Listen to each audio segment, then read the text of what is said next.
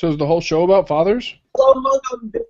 Hello, welcome. This is Peace News Now. I am your host, Derek J. Dobby Barker of ShinyBadges.com will be joining us throughout this episode. Today is Sunday, June 15th, 2014. And yes, it is Father's Day. We're going to be talking about why fatherhood matters. We'll also be talking about important news stories of peaceful resistance that are making the headlines. You can also call into the show. Join us at PeaceNewsNow.com/live to interact with other listeners in the chat room, watch us video, call into the show at 448-424-8347. The number spells out Hi-Fi Civ Dis, or you can Skype into the program at PeaceNewsNow, all one word. Bobby, how you doing today?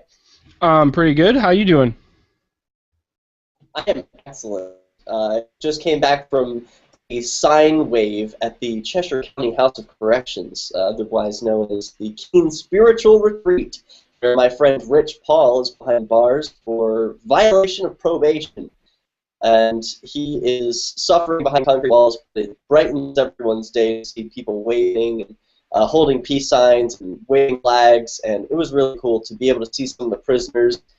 They were peering out their windows, being back, getting some human interaction. It reminded me of my time in jail and how much of a difference it made to my attitude and outlook when I saw that my friends were outside waving me. Well, cool. I'm doing how great. long he's going to be in there? When's he getting out? It's unclear at this time. I should do some housekeeping and let the good people know about his hearing, about his fundraiser. Rich Paul has a fundraiser going on right now, and that's the best place to find the latest information about where he is and what the updates are, what his next court date is. The website for Rich Paul's fundraiser is gofundme.com/GoRichPaul. So GoFundMe.com/GoRichPaul. That's where you can donate in dollars or Bitcoin. And so we've been receiving some Bitcoin donations. I'm handling all of that myself, and I'll be he's trying to raise $3,500 that'll pay off his fines. So to answer the question, Toby, we don't know how long he's going to be in jail. It looks like he's going to be in jail for some amount of time, probably a year, but who can say? It's up to the man in the robe. So he has a hearing about his so-called violation of probation on the 26th of June. People can attend. That will be happening in Keene, New Hampshire, and that will be at 10 a.m. at the Superior Court. So that hearing will be here in Keene, New Hampshire, the 26th. That is a Thursday. Oh, excuse me. Wait a minute. I think those days. He's having a thing during PorcFest. That's the Thursday, the 26th. That's during PorcFest, and that's going to be his hearing before the courthouse in Concord. He's appealing the decision that he was found guilty in the first place. So, for those who don't know, Rich Paul, he admitted that openly. Yes, I sell these flowers to people who want them for money. And the jury found him guilty, even though he went for a thing called jury nullification, which is where you say, hey, I'm guilty, but find me guilty anyway because the law is stupid. And he's appealing on the grounds that the judge didn't explain nullification properly and confused the jury, and so they didn't know what they were supposed to do there, or if they would be punished if they found him not guilty. So he's appealing those grounds. You can find it at calendar.com, checking out his court date. So the court date will be the 18th and 26th, and that's when we'll know more. Until then, check gofundme.com/GoRichPaul to learn more. So does that answer your question, Stephanie? Yeah, that's very good. Well, actually, it's very bad, Okay, but excellent. It's good that there's support out there for him.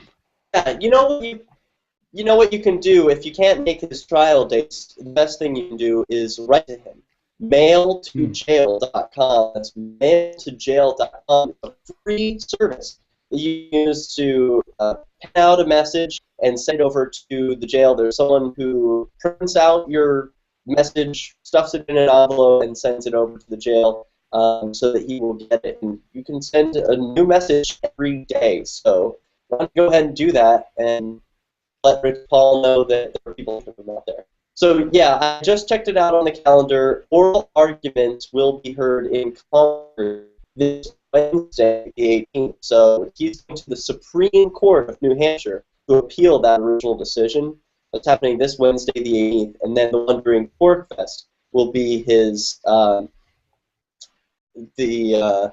don't know what that trial is really called, but he's going to be in court again on 26th. Determine his violation of probation hearing. I guess that's what it would be called. But hey, he's not a father. We're going to be talking about Father's Day. We've also got some news about Chelsea Manning is trending on Facebook, very top of Facebook. Chelsea Manning says the U.S. lied about the original reasons for invading the Iraq War. I know, it's really breaking news.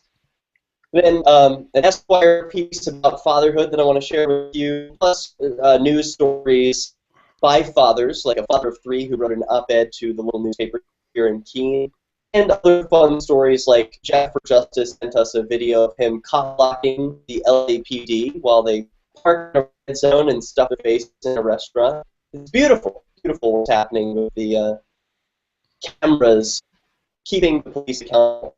And conservatives, this is a big story, trying to link the Vegas cop shootings to the Freedom Feens, the Guns and Weed movie, the Road to Freedom film. And I was just reading that story. We'll talk about that coming up.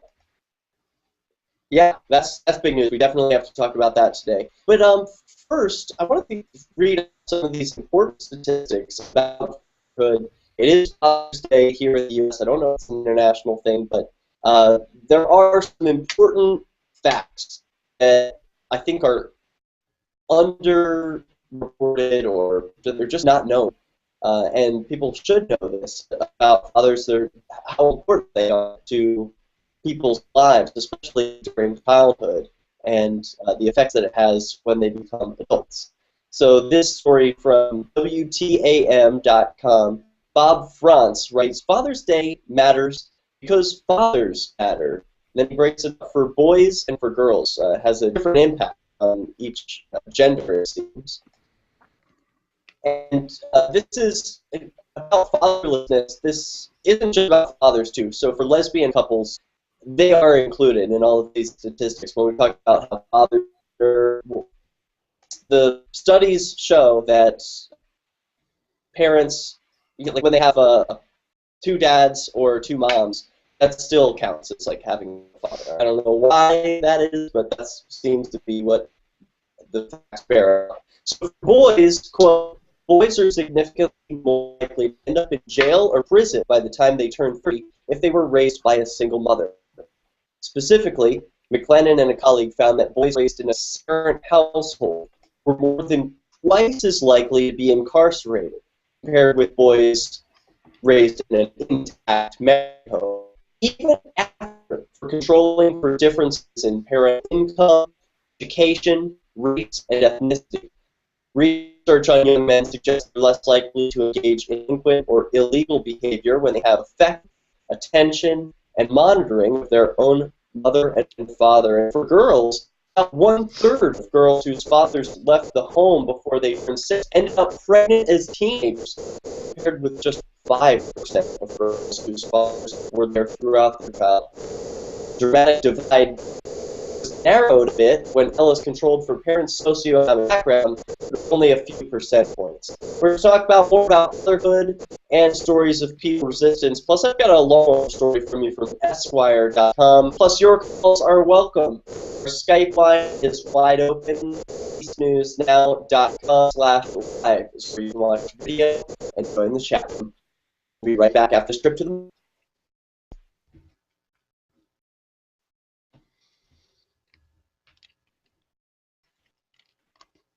Hey, Derek, are you hearing me okay? I hear you fine. Are you hearing me well?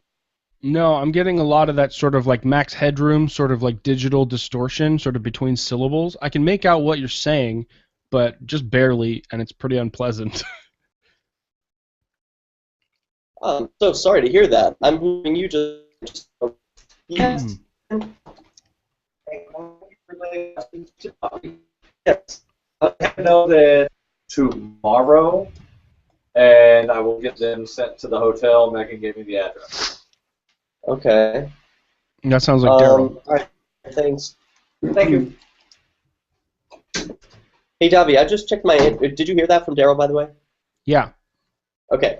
I just checked my internet connection, and I'm on the fastest one that I have available. Is it possible that it's you? I'm just hoping that it's you. It's probably me, though. It might be me. I'm getting some other weird kind of glitches in the Hangout interface. Like it's only I tried to turn on my bottom third, but it only loaded half of that menu, which is weird. You want to try a reboot and just rejoin me? Yeah, okay. All right, cool. Hopefully that works, and I'll be here. All right, I'm going to shut this off. All right, I'll Facebook message you a link. All right, and for everyone else, we've got ads.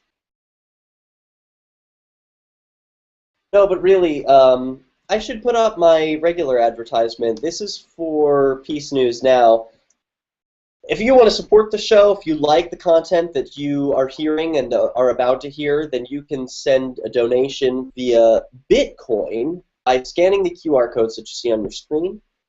Peace News Now has been entirely sponsored by its viewers, so that's how I gauge whether or not the material that I'm bringing you is valuable to you at all. And one of the cool about Bitcoin is that you don't have to send very much. I can get the message that you like something just by sending over a nickel or a dollar, and there's no barriers with Bitcoin that get eaten up by fees, so I actually get that nickel, and it matters. So go ahead and send your Bitcoin donations, or if you prefer, Dogecoin is also an excellent option. We've got some other cryptocurrency options for you there as well, and I appreciate you watching. If you can't donate, or if you don't know how yet, go check out weusecoins.com, or spread this message, spread the show by sending the link around to your friends. Our website is PeaceNewsNow.com. We've got a Facebook page, a YouTube channel, so make sure you're subscribed and connected to all our social media. We'll be right back in a minute.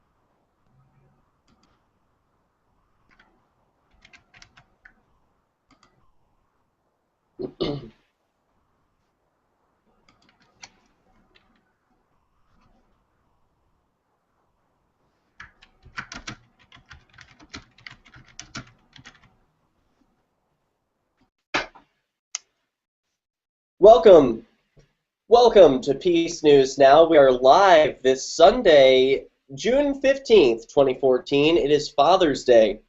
And in this episode, I am joined by Davi Barker, the Muslim agorist, who you can find at shinybadges.com. Also, hopefully, we'll be joined by Benjamin Bartholomew of Good Men Do Something. It looks like he might be joining us soon.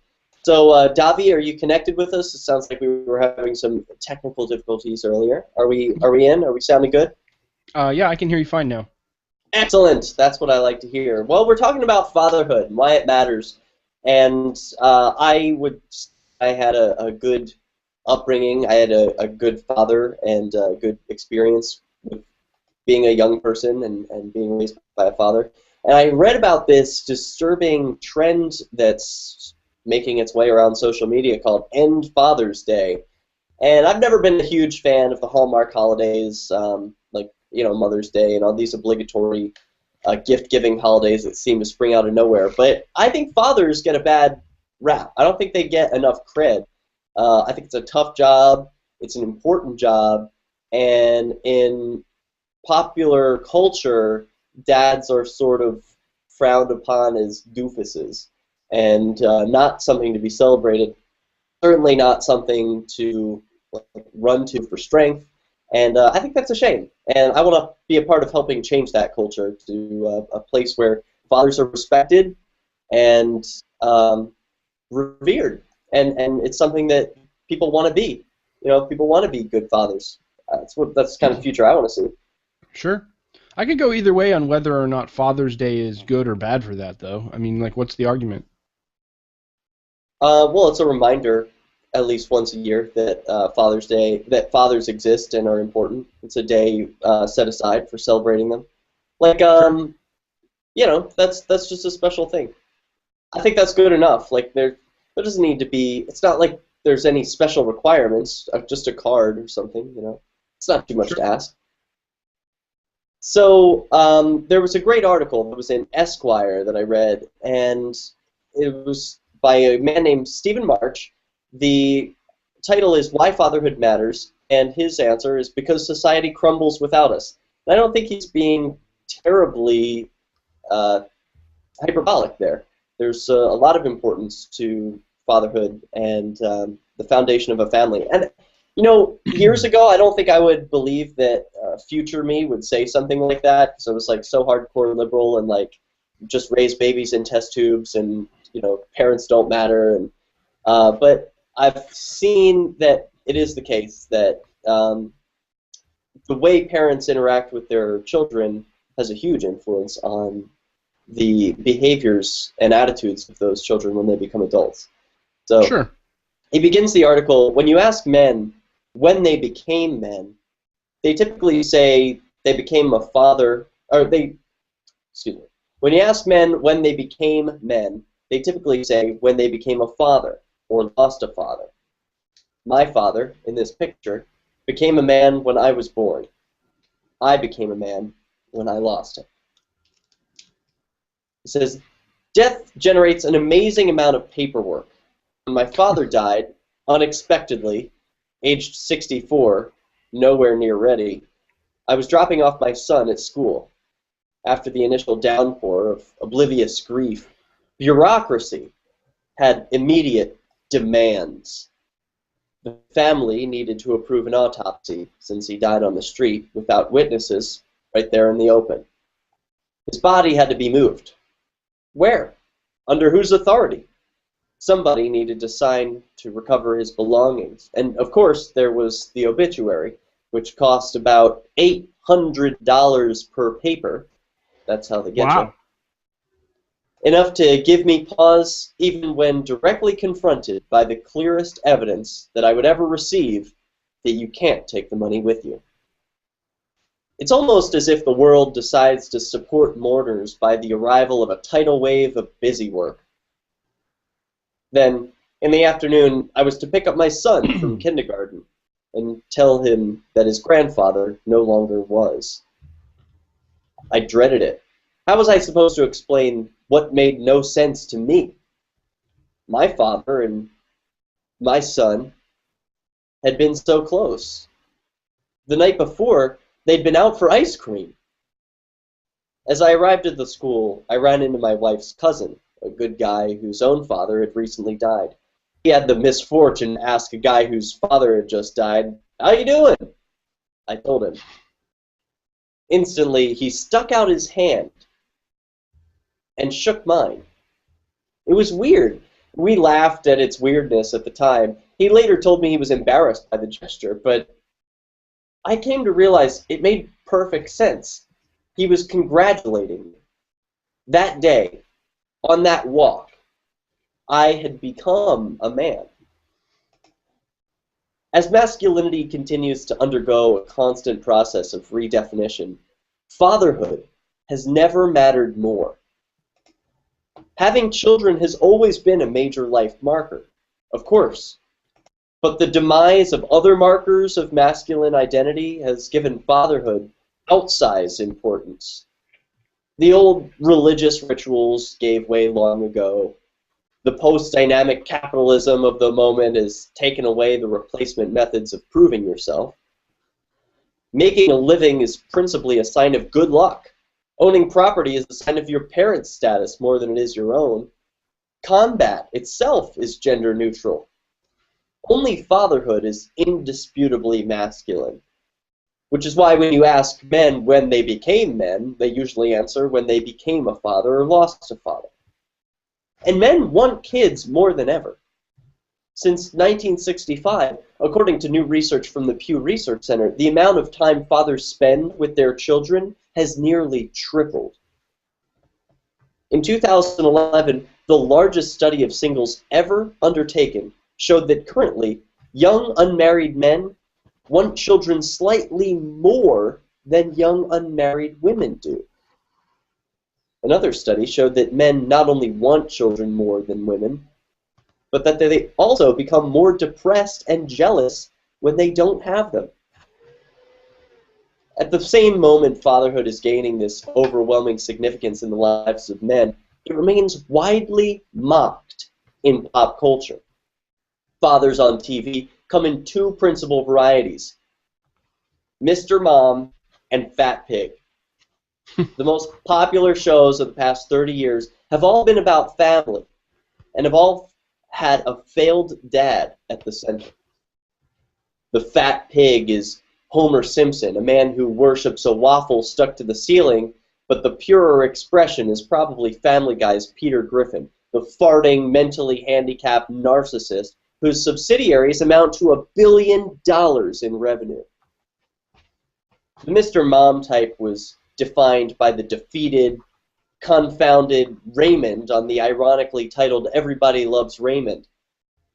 Well, I can think of a lot of examples of this that the author is getting into, but I think he's striking on such an important point about society, about family, about our relationships. I saw this motif in a commercial with only one line of dialogue, and it was a Disney commercial. It's a family going to Disney World, and it's a montage of all the things they're doing, and the father looks sort of downtrodden because the daughter is not showing an interest in Disneyland. She's playing on her phone, right? And then at the end of the commercial, she sends him an email, and it says, "Best vacation ever." And he scrolls through the email, and it's a photo montage of their trip, and he looks all happy. And then the wife looks over at the husband and says, "And you said no phones." What? So, like, the dad is a failure even though he made this awesome trip happen? Right. Like, it's just one line of dialogue, but it has to be a shot at the judgment of the father. Huh. That is very interesting. I'm glad you shared that. We are on a break at the moment. I want to make sure, can you hear the ads or the music, like, when they come on? I don't hear anything right now. You don't hear anything right now? I must have it set up incorrectly. We're going to have to do the... This is why. Now you can, right? Yeah, you sound better too. There you go. All right, very good. Damn. That means for the first part of the show, I was, or for the first half hour, I was recording on my laptop mic. Not for the podcast. The podcast got this mic, but the YouTube version got laptop mic. Dope. Oh okay. well. Just another thing for my checklist. I should definitely remember to include. And I apologize about that because I don't mean to leave you out in the dark, but it actually ended really well. You said I heard this motif, in one sentence, and like that's where it cut off. So I was like, oh great, we can just pick up there. Oh, it's a cliffhanger. Yeah, exactly. It was perfect. So I don't mean to monopolize. I just this story, and sometimes it works really well for me to just like read a story that's kind of long. Yeah. I don't know if you want me interrupting or not. I would like that. I think that would be good. I don't. Okay. I will interrupt occasionally, but it's harder for me to like think of thoughts to interrupt with while I'm reading. So maybe it would be cool if you do that. Sure. But also no pressure. You could just listen Yeah, along. the TV show thing makes me think of Family Matters. Do you remember that cop husband, the big fat dumb guy with the smart wife who took care of everything? Carl Winslow. Carl Winslow, yeah. And his wife Harriet was the smart one who took care of everything when he blundered everything. Yes. Isn't that interesting? And I don't think she worked either, which was also. No. Wow. Yeah, you're right. Those families always seemed like weirdly out of reach too. I remember seeing the Brady Bunch and being like, "Oh, they have a live-in maid." Right. Oh, Because everyone has a live-in maid. like why don't I have a live-in maid? Like, But then what about Full House? It was all fathers. There were no mothers in that house. It was 3 men. good point. Yeah, it was all fathers on that show. That doesn't get enough attention. The one I liked to watch that had a blundering dad was Married with Children. I loved that show. Yeah. But I was too young. I had to sneak in that one. Huh. Well, okay, I've got. I should send you over the notes for this episode so you can Okay. see all the stuff I'm working with. I'll send it to you in the chat room here. Boom. And did we lose Benjamin Bartholomew? What happened? He joined us for a second, then he dropped. He's commenting over here. Are you not seeing the chat in Gmail? He says, I hear distortions on Derek's end as well from time to time on YouTube stream. I just joined the Hangout to check audio of the Hangout. Can't All right. join the show. Okay, we're coming back. Okay. You can help us cover our satellite costs with the chip in on the right side of the page at lrn.fm.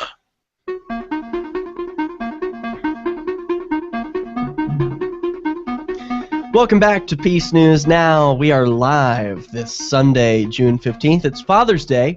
We're talking about the importance of fathers. With Davi Barker of ShinyBadges.com.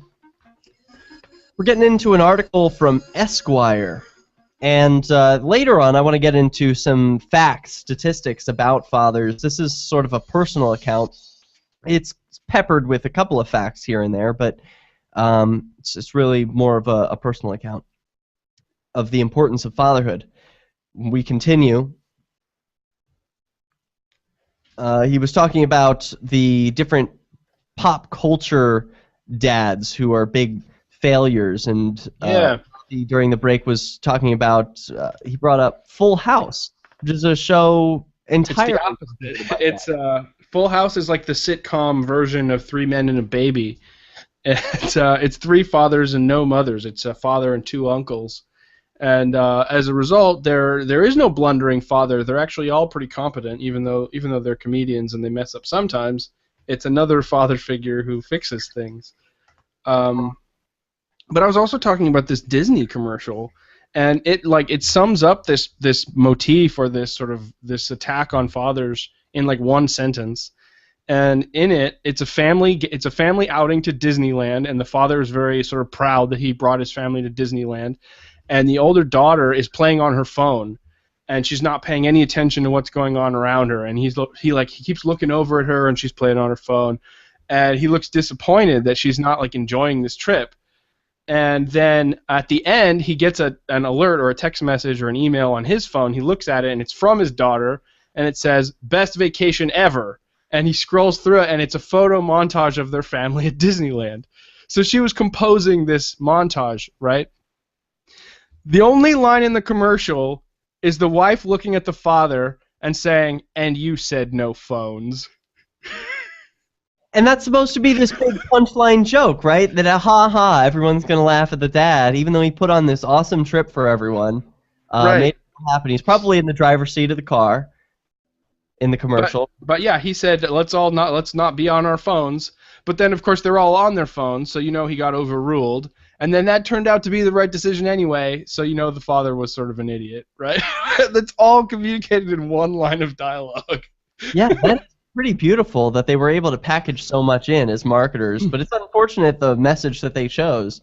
I wish that they would talk about stress the importance of fathers. Whatever, maybe that wouldn't be funny and I'm just a killjoy, but I want to focus on fathers being awesome. because more dads should be celebrated for the attention that they give their children. You give an example of that commercial. The article itself is about to give an example of a commercial saying the clearest evidence of that old bumbling father is doomed comes from advertising. Last year, a Huggies spot that put its diapers to the ultimate test, dads, was pulled when it provoked outrage. Yeah. Advertisers care because cash is at stake. Because guess what? Sometimes dads buy diapers too. Yeah, exactly. And they realized that they have realized that the market for men who consciously think of themselves as fathers and are passionate about that role is considerable. Yeah. Nonetheless, the engaged father remains an alternative form. Do you know this commercial? Do you know what they're talking about? No. Do you have? Should we play it? I don't know if we can play it, but I can tell you what it was. Okay. If you've got the video, we can play it. Yeah. All right. Tell us what it's about. So it's Huggies is putting its diapers to the ultimate test, leaving the baby alone with the father, and it's a montage of fathers neglecting their children and seeing if the diaper can hold all of the poop they're not changing. Oh my God, this is okay. So we've got a clip here that we're gonna share with you. We'll try and play this clip. So if you want to watch along and view the video portion of this program, you can either watch it later on YouTube if you're listening live at lrn.fm, or you can catch it at PeaceNewsNow.com/live, where we're broadcasting video. Here's the commercial. We put them to the ultimate test. Dads, alone with their babies, at nap time, after a very full feeding. Can the leak stay locked through a long, milk-induced slumber? No leaks here. Grab a dad and see for yourself how, compared to Pampers Baby Dry, Huggies all-new Snug & Dry stops leaks better. So I got to put some personal responsibility on the dads who participated in that commercial and say shame on them for not having the courage to turn down an offer that was clearly horrible. Who's to say they're dads? Those could very well just be actors. Yeah, I know, but shame on them. I mean, Okay. as actors, like, would you have would you participate in a commercial that made all black people look stupid? Like, oh, all black people can't take care of their babies? I mean, what's the difference between pointing out, just saying, like, all men can't take care of babies and all black people can't take care of babies? You're just choosing a group and saying that they're incompetent, and that's just inappropriate no matter where you draw the line. So, but see, this one is culturally normal and culturally accepted. Right. But as actors, I would like to see them start having a pair and saying, no, I'm not going to insult an entire group of people this way. See, here's the thing, though. All those sitcoms that told this joke over and over and over again, they all had laugh tracks, so they told us when it was funny. Right. Yeah, it's much harder with these commercials. So now that we've watched it, that's the commercial that the author is referring to, and it says the cool dad retains all cultural apparatus that status implies, with self-consuming, inherently narcissistic, demanding poses that co-opt and then mock. The double process certainly greeted Neil Pollack's Alternadad when it came out in 2007. I don't know what that is. Do you know what that is? I don't know what that is. All right, skip it. I mean, the first, it's some magazine, Kindling Quarterly, a journal for design-conscious fathers. Its first recipe is for pumpkin gnocchi. So he's saying, like, this stuff is too Mr. Mom, and he's going to make fun of it, but he won't. He says, fatherhood is the one truly binding connection among men, and it's too important now.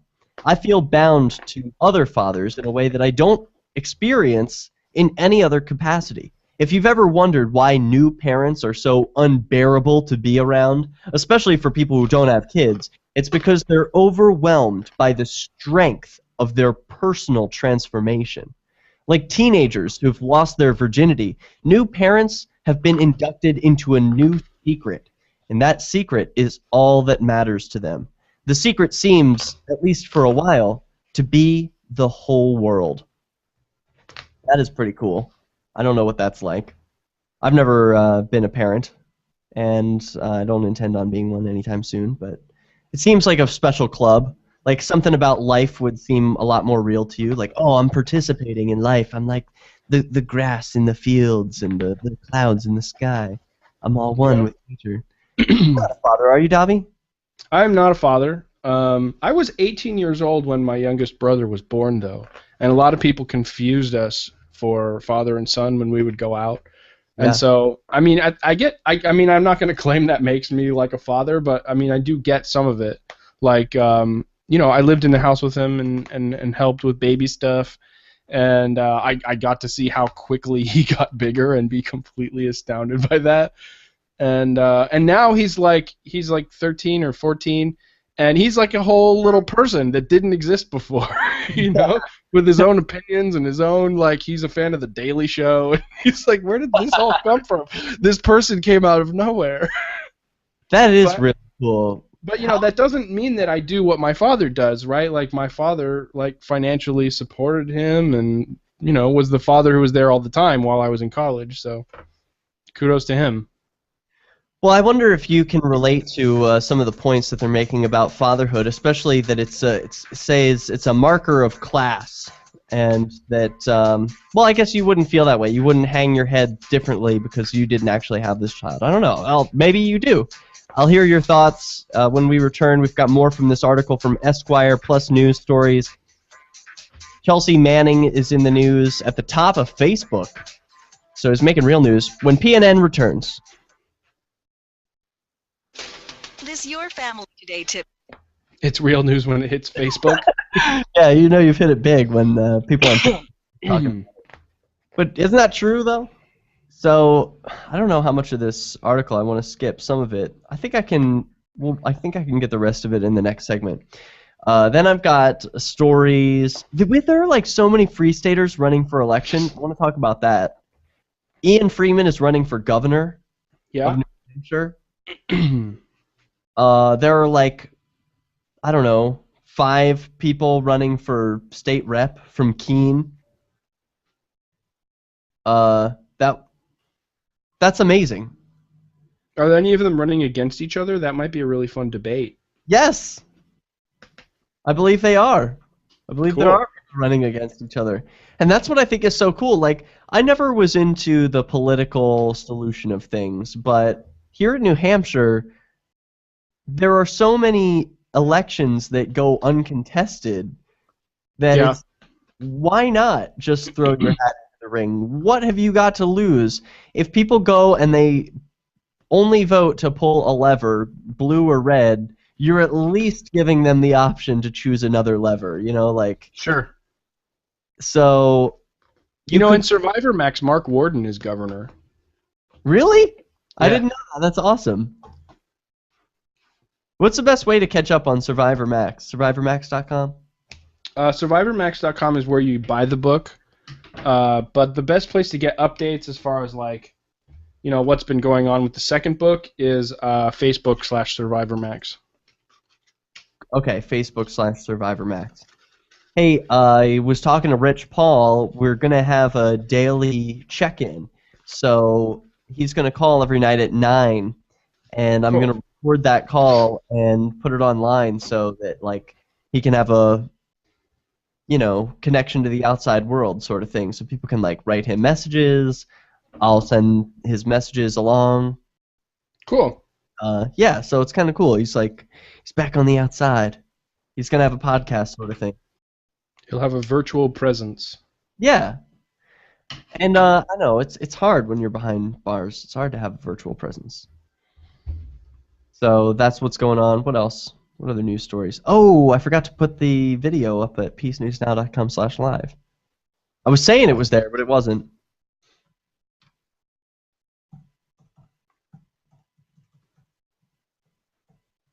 I got all the Pork Scouts buttons in yesterday. Sweet! I saw your picture. It says, I think I went overboard with the buttons. Yeah. It's A lot of them. let's see, 50. That's 1, 2, 3, 4, 5. That's 600 buttons right there. Holy moly. You better get rid of a lot of buttons. I'll probably be giving them to kids and stuff. I don't know that I'm going to try and sell them necessarily unless people want like a whole set. Word. Worms. You want to talk about that Michael W. Dean thing after the Father's Day stuff? Yeah, sure. Did you read that article? Let me find it. I had it open and I was reading it, but then I had to reset everything. Let me get it open again.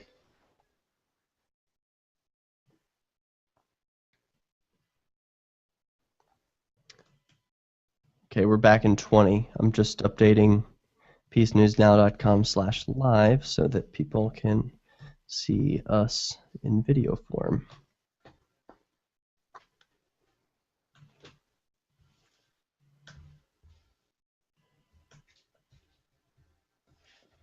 Tweets at twitter.lrn.fm. That's twitter.lrn.fm.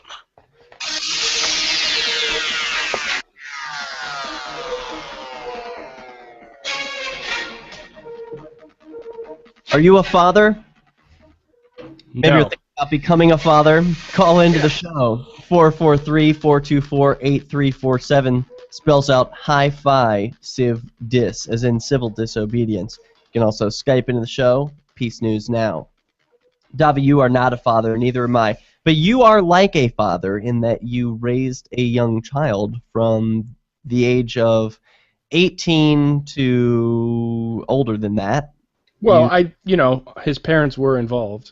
I lived with my dad and my stepmom my senior year of high school, and that was also the year that my little brother was born. And so I was 18 years old when he was born, and got to watch him from birth to 1 year, and got to visit him from then on. And now he's a teenager, and yeah, it's interesting, like watching him from start to finish.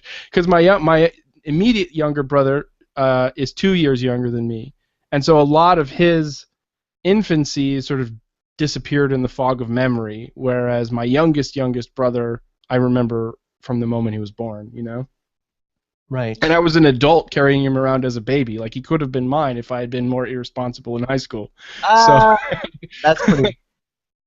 Yeah, that's kind of funny. My older brother, I have younger siblings who are 13 years younger than me, and my older brother is 8 years older, so he was 21 when they were born. So they really could have been his kids at that point. So it's easy to make a mistake like that, I can see.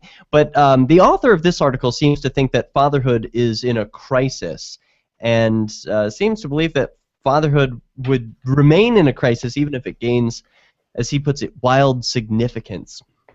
He says in 2008, 41% of births involved unmarried women, compared with 28% in 1990. Significant difference. I wish it was more of a distinction of involved fathers versus not involved fathers. There's nothing necessarily magic about the state license. That's an excellent point, Davi. I wonder if this is just a result of more people saying, the state license doesn't matter so much to me. But I would imagine it wouldn't be that many. I would think that these numbers are bearing out the evidence that the men are just not so involved. I think the marriage license does still signify some involvement. Probably for most people, yeah. Yeah, but not for us. But I know people who are not libertarians. They're just, live their lives the way they see fit, and they are involved in their kids' life, and they have life partners that don't have paper. Like, that's not that uncommon of a thing in our generation. That's a good point. There are other factors at work here, but let's see what the other facts say. It says fatherlessness as a condition has been linked with virtually every social ill you can name. Yeah. The big exception being lesbian families.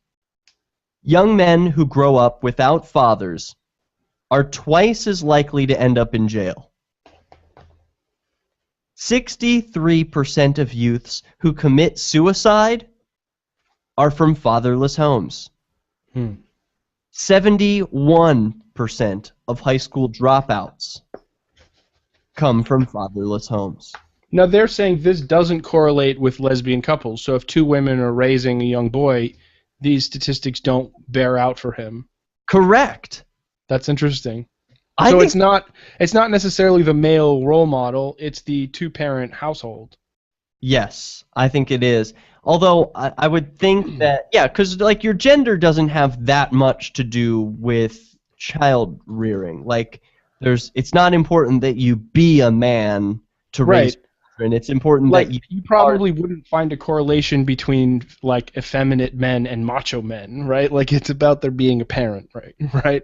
Exactly, yeah. And hopefully, there's nothing about your parenting that involves your sexual organs. So, Right. I mean, also, like, I've met lesbians butcher than me, so if it's about masculinity, like, then there's got to be. Well, it says that what these connections mean, particularly whether fatherlessness is a symptom of poverty or a cause, or vice versa, yeah. right, is the subject of a complex debate.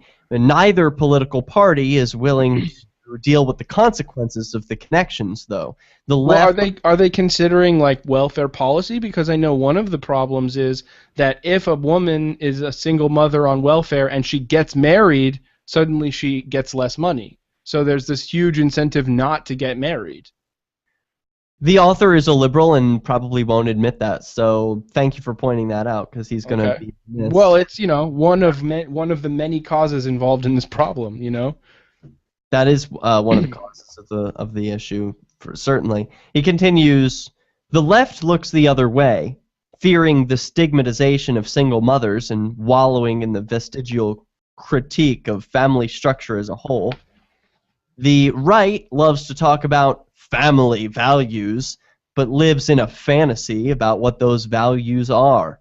It Yeah. is astonishing how much the conservatives of the moment talk about family and how little they understand about the contemporary families, about how contemporary families actually work.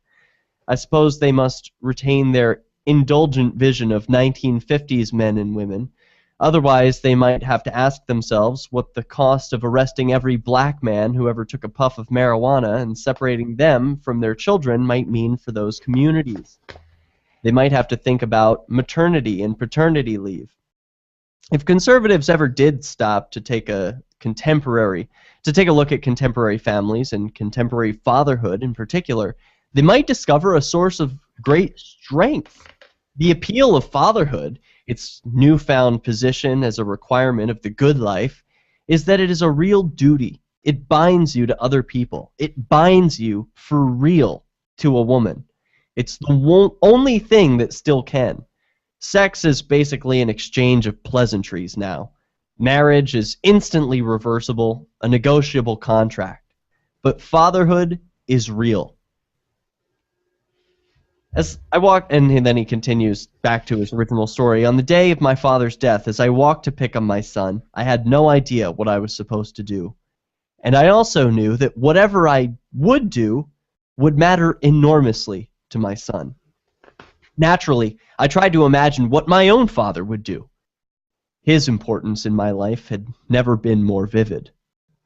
We rarely agreed about politics or anything like that, but we were both too smart enough to recognize that we weren't supposed to.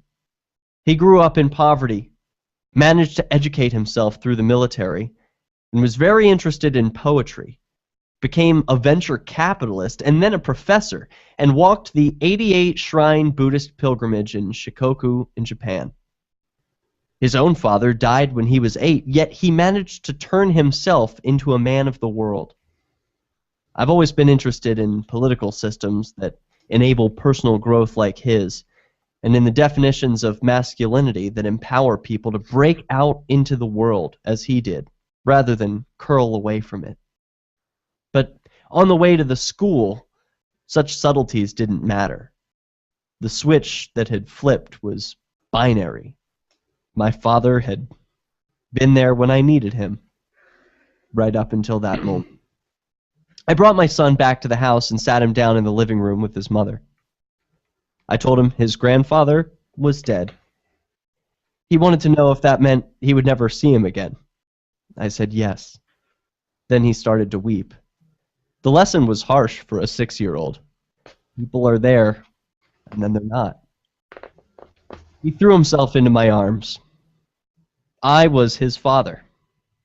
And all that meant right then was that I was there. I was there for my son. I would be there until I wasn't.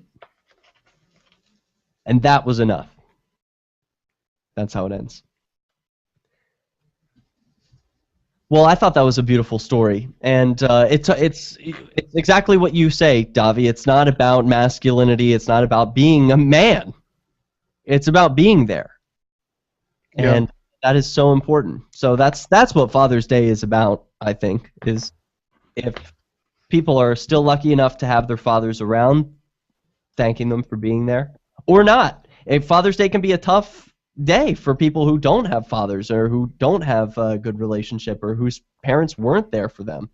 That could be really tough, and I think it's worth being compassionate to those people as well. Remembering that if they have severed their ties, maybe their father is around and they've broken off that relationship because they're not comfortable being close with their father, then that's their choice too, and to respect that. Yeah. I've never lost a parent. My dad actually just lost his last living parent, my grandmother, a couple of months ago. But I have lost giants in my life. Mm-hmm. And I think that when the giants in your life pass away, it's a signal to stop being small. Interesting thoughts. Well, when we come back, we're going to get into news. Still time for your calls and thoughts. If you make them quickly, you can Skype us at PeaceNewsNow. We'll be back after this trip to the free market. Join Daryl W. Perry on Peace, Love, Liberty Radio every Sunday. Man, that last one had me tearing up. I could tell. Are you all right?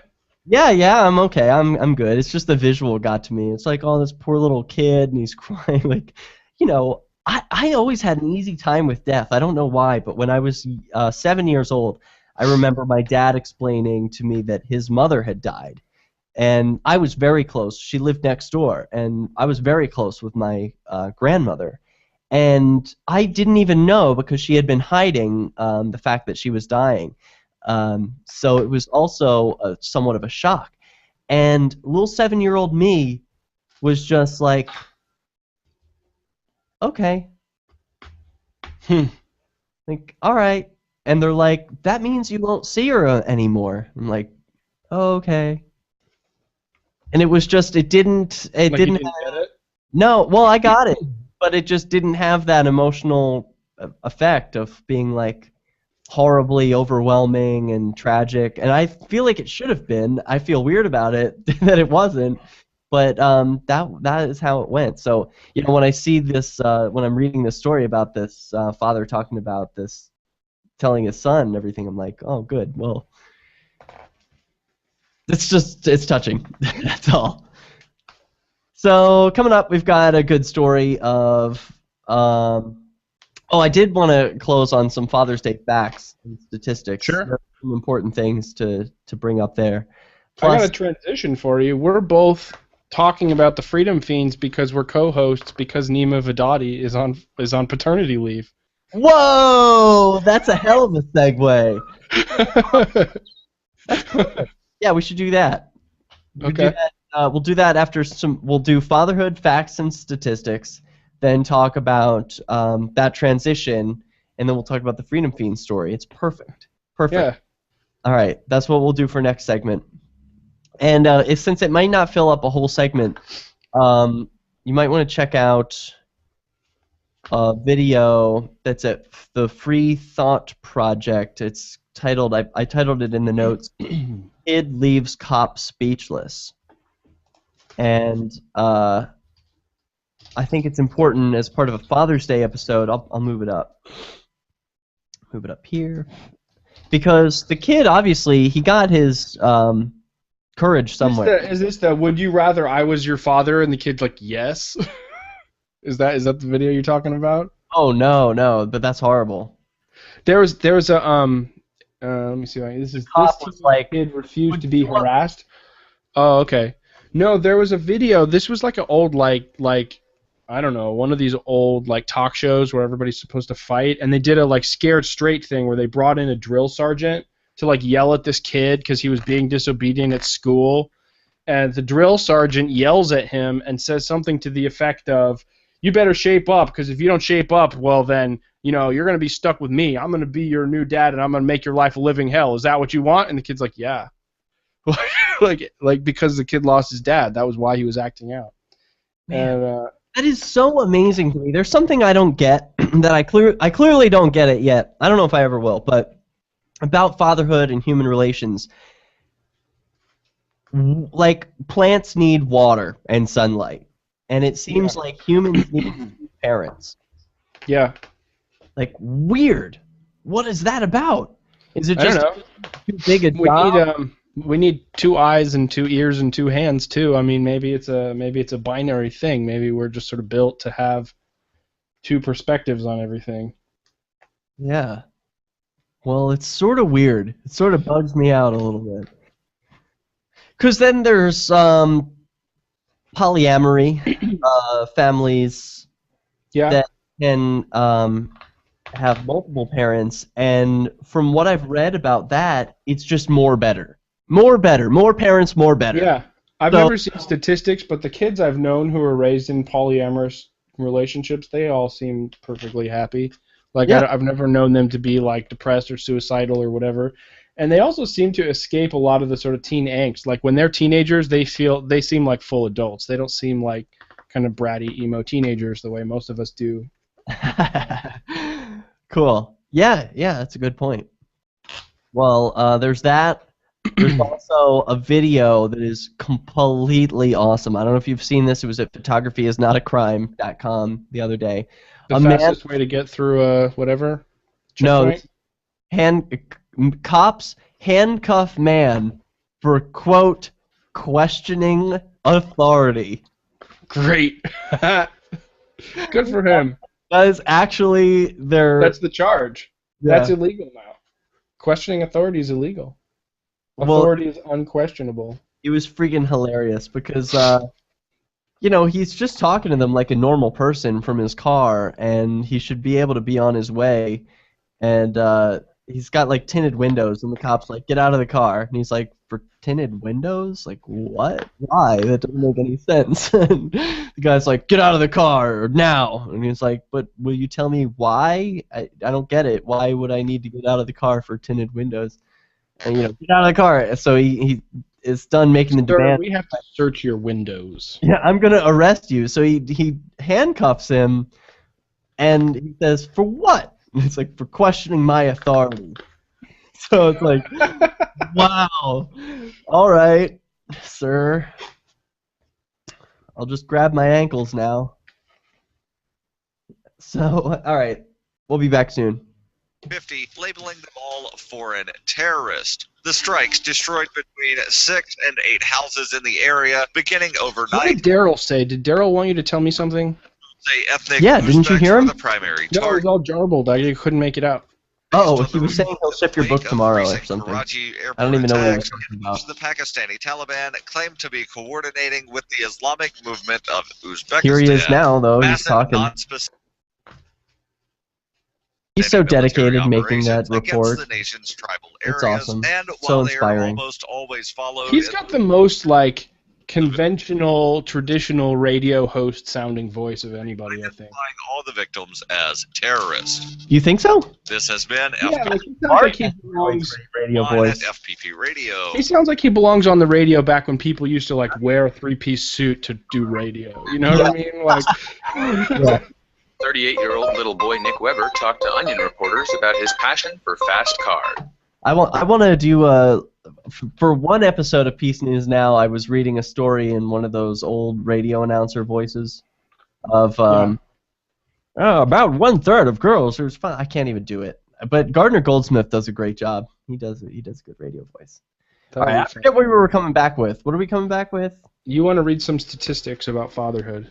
I better pull those up.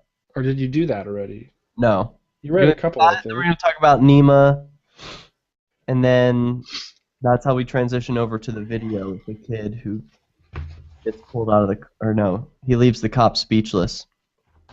It's so awesome. Okay. We got a lot of fatherhood facts. All right, come back. This is News Network. Happy Father's Day, all you fathers out there. This Sunday, June 15th, 2014, we are live. It's the top of the hour at lrn.fm and peacenewsnow.com/live. I'm joined by Davi Barker, the Muslim agorist whose wares you can purchase at shinybadges.com. If you're going to be at PorkFest this year, it's coming up in just 1 week. You can still buy tickets, but you can't do it online. You have to do it in person when you arrive. It's going to be a blast, and you can buy Davi's badges from him personally because you're going to be there, won't you, Davi? Yep, I'll be at vending site number 22, and I'll have some stuff there that's not actually on the website, which is kind of fun, and will never be on the website. I have some secret items that are PorkFest only this year. Ooh, that sounds special. I can't wait. I'm going to pick up some Davi Barker special secret items. Can't wait. So that's all coming up in a week. Plus, check calendar.freekeen.com for all the latest activist updates. I'm trying to check my calendar, see if there's anything else. Yes, Graham Colson. Graham has a trial tomorrow in Keene, New Hampshire, tomorrow at 10 a.m. I will be there. Some other activists will be there filming for freekeen.com. I'll be putting the video up as soon as possible in raw form. So if you want to see Graham Colson's trial tomorrow, he's been charged with harassment, I think. I think he was charged with harassment for saying that one of the parking enforcers who was former military is a brown baby killer. Something like that. So it should be an interesting trial. We'll see how that goes. And I want to continue with some father facts. I know it's Father's Day, so we're harping on the fatherhood thing. We just spent a whole hour on the first fatherhood story, but these are important facts, and fatherhood matters. These are from fatherhood.org. You can check out more about why fatherhood matters there. Just a couple of facts. According to the U.S. Census Bureau, 24 million children in America, 1 out of every 3 live in biological father-absent homes. 9 in 10 American parents agree this is a crisis. Consequently, there is a father factor in nearly all of the social issues facing America today. What's that, Davi? Does biological father-free home, does that mean not stepdad, not adopted kid? Like, is an adopted kid in a biological fatherless home? I think that is, yeah. I think they are in a fatherless home, the way that the U.S. Census Bureau would define it. Now, I'm sure there are all different kinds of ways that you could measure this. This is probably the least conservative. This is going to exclude people like those lesbian parents that are doing a job. I guess I didn't realize this was the U.S. Census. It makes sense that they would ask the least relevant version of the question. Right, exactly. So that's what we have to go off of. So consequently, there's a what they call a father factor in nearly all of the social issues facing America today. But the hope lies in the fact that children with involved fathers do better across every measure of child well-being than their peers in father-absent homes. Below, data on the positive impact of father involvement and data on the effects of father absence on poverty, maternal and child health, incarceration, crime, teen pregnancy, child abuse, drug and alcohol abuse, education, and childhood obesity. So these numbers are going to be startling, but they're actually more startling than the U.S. Census is reporting, because the U.S. Census is misreporting the adopted homes, the stepfathers, the lesbian couples, right? So they're watering down the severity of these numbers. Yeah, that's right. So these are all conservative estimates, I'd say, and they have all their sources. I don't want to like read off like, oh, Howard, K.S. Birkenlever, and Burkowski, like all of these sources. You can look them up yourself if you're interested. No, we can trust the government. Just hit me with the numbers. No. Some of this is from like Journal of Family Psychology, page 20. I don't, Okay. So you can look all this stuff up, but it's at fatherhood.org, which is the website about this. In a study examining father involvement with 134 children of adolescent mothers over the first 10 years of life, researchers found that father-child contact was associated with better socio-emotional and academic functioning.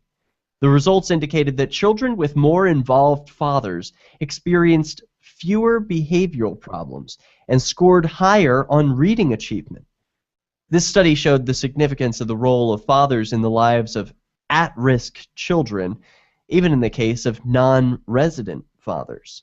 Wow, isn't that important? So even in the case of children whose parents aren't in the home, if their fathers have some sort of physical contact with Right. the child, they score better on reading achievement and academic functioning. That is amazing. And socio-emotional skills as well.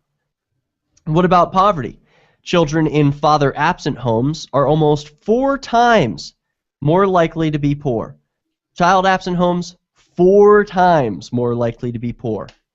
In 2011, 12% of children in married couple families were living in poverty, compared with 44% of children in mother-only families. So look, 12% of children in married couple families were living in poverty, and 44% if it was just a mother only. Mhm. So you're going to be much poorer if it's a single family home, especially if it's just a mom. Data used for, what about emotional and behavioral problems? Well, data from 3 waves of the Fragile Families study, which included, I guess, over 2,000 participants, was used to examine the prevalence and effects of mothers' relationship changes between birth and age 3 on their child's well-being. Okay, so the change in their mother's relationship between birth and age 3, what effect does it have on the child's well-being? Well, children born into single mothers show higher levels of aggressive behavior than children born to married mothers. Living in a single mother household is equivalent to experiencing 5 1/4 partnership transactions. Wow.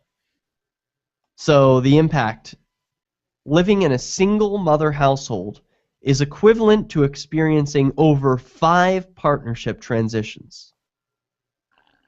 Tumultuous childhood. You get what that's I saying? don't quite understand what that means. So they were studying, does the mother change her relationship in the first 3 years of the child's life, and what sort of impact that has on aggressive... So this is an average number of rebounds in a single parent home? Is that the number? No,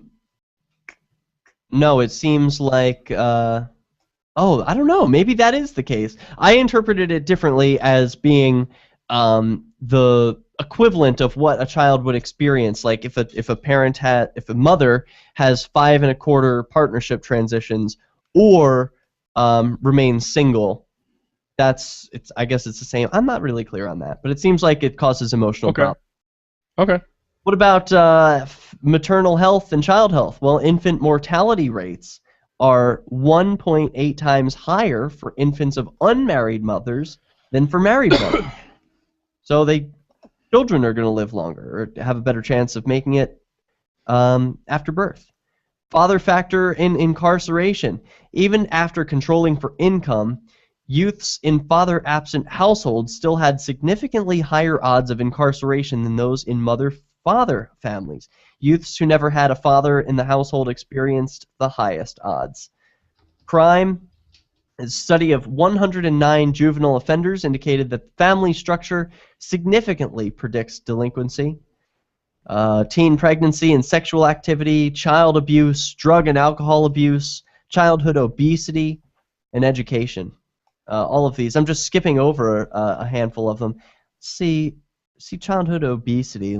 And even after controlling for community context, there's significantly more drug use among children who did not live with their mother and father. The National Longitudinal Survey of Youth found that obese children are more likely to live in father-absent homes than are non-obese children. All these things are predictable. They're measured out by the facts. Once we acknowledge the facts and we can change our behavior, start to value fatherhood, start to change this world around. Of course, that's not the only thing affecting the world, but it's one thing that you can do to affect the sphere of influence in your life. Reach out to a child. Show them that they matter, that you care, that you're there. This is Peace News Now. We'll be right back.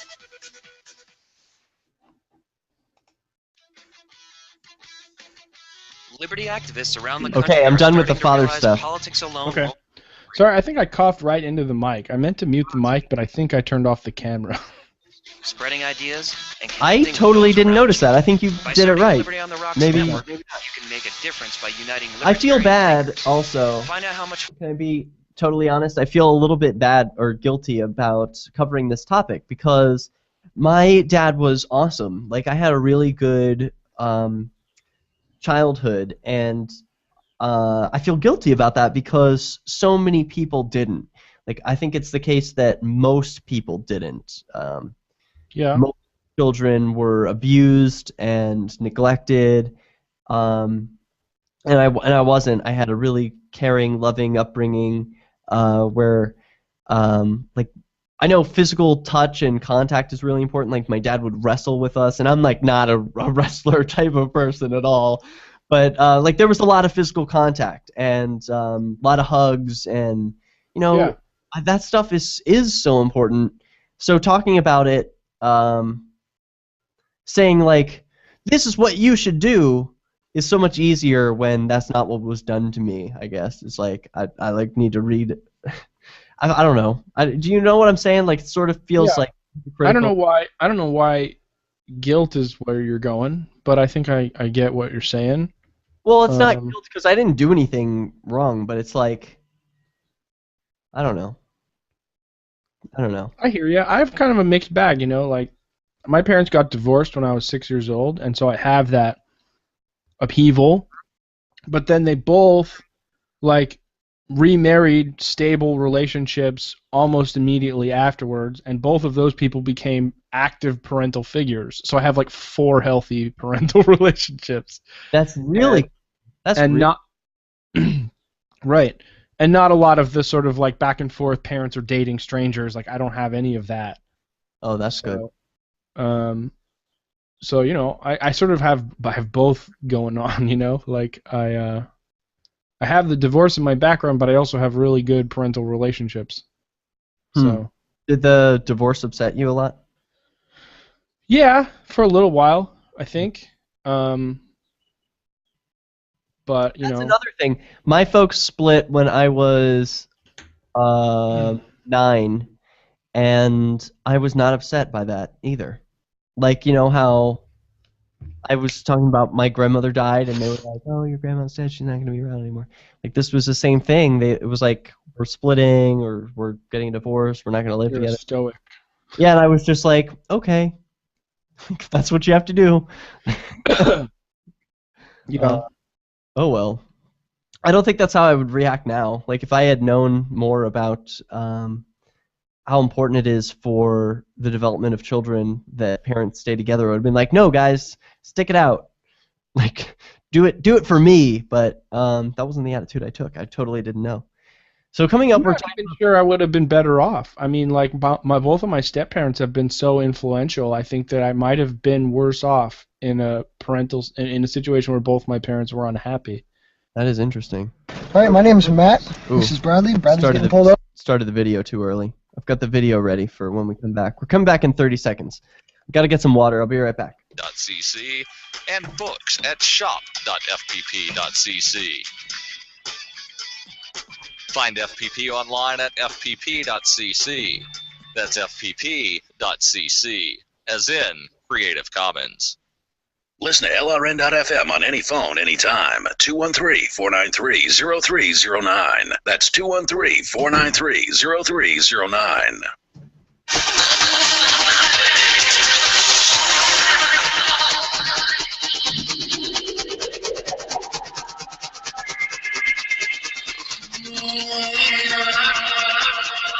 PeaceNewsNow.com/live 443-424-8347 or Skype Peace News Now. Police officers in Texas frequently believe that they have a right to identify anyone at any time for any reason. They are wrong. 2 young men in this video were pulled over by a police officer who incorrectly thought that the registration on their car was expired. He was wrong. Then he demanded the teen's ID and told the teen that he was required to give him ID. However, the cop was wrong again. This video from YouTube where two young drivers are pulled over and they school this cop in the law. He is left speechless. Good job, whoever their dad is. All right, my name's Matt. This is Bradley. Bradley's getting pulled over. Let's talk to the cops. This kid handles this perfectly. Look how calm. I want to know his reason for pulling me over. Totally reasonable. Please find your stop for your expired registration, driver's license, insurance paperwork. Expired registration? Yeah. Why'd you not come to the police stop when I let you off back there? You gotta come all the way through out here. Back where? Back there. And when Was officer like- activated emergency lights, you need to stop the vehicle as soon as possible, not when you're driving forward. What did you say the name? Why was I pulled over? Driver's license inspection. Okay, Insurance. why was I pulled over? I'll let you know in a second. Well, I'd like to know why I was pulled over first. Sir, you make this easier or make it difficult. Well, don't I have a right to know why I was pulled over first? I'll let you know in a second.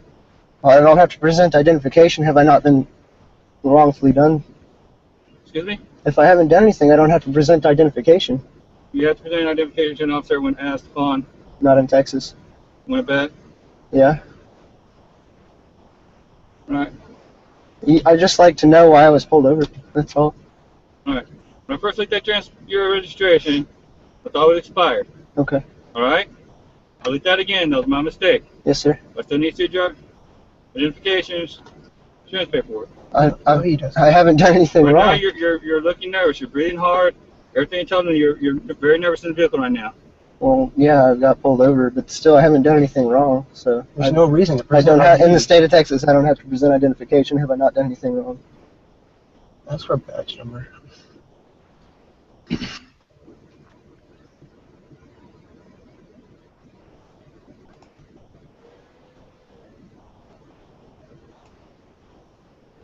It's a standoff. The cop doesn't know what to say. Are you nervous? I don't need to answer that. I don't need to answer. Good that. answer. Sounds like you're able to go by. This cop is just frozen. That's bullshit. And then he walks away. So that's the end of that. The kid gets to drive away, no more harassment, and I just like kudos to this kid for having clarity of mind, for being articulate enough to express himself in a high-pressure situation. The cop asks him, you know, why are you so nervous? So why are you shaking? What an awful catch-22. Like, here I am, I'm posturing myself to be intimidating, and you seem intimidated. Therefore, you're doing something wrong. Right? But I think that the cop seemed to be trained at that, and if you'll forgive me, he seemed a little bit like a mouth breather too. This cop, he wasn't even clearly articulating his speech. He was mumbling along about a license registration, blah, blah, blah. Like he wasn't. Like, couldn't this guy even think? He was just barking orders like a robot. And this kid actually is going through like mental processes, saying, "Well, why'd you pull me over? And you know, my registration. How could you know that?" And anyway, just well done all around. And I pulled this video for Father's Day, first of all, because it happened recently. It was just published to YouTube a little while ago. And then second, because these kids had to get their influence from somewhere. Maybe it wasn't their father, but it was like good parenting. Well done, kids. You know, if more people carry a video camera or their cell phone video around and record their traffic stops and resist the police when they make ridiculous demands, it's only going to become more popular. So I want to see that happen. Good job, kids. All right, what do we got up next? The cop handcuffs a man for questioning authority. This is another good one that I'd love to see. This happened out in Massachusetts, was published to photographyisnotacrime.com. Carlos Miller does an awesome job of finding these stories. This one he titles, Massachusetts Cop Handcuffs Man force him to sit in sweltering cop car for an hour for not showing respect. It's another short video, but we have time. Let's play this clip. Sir, license and registration, please.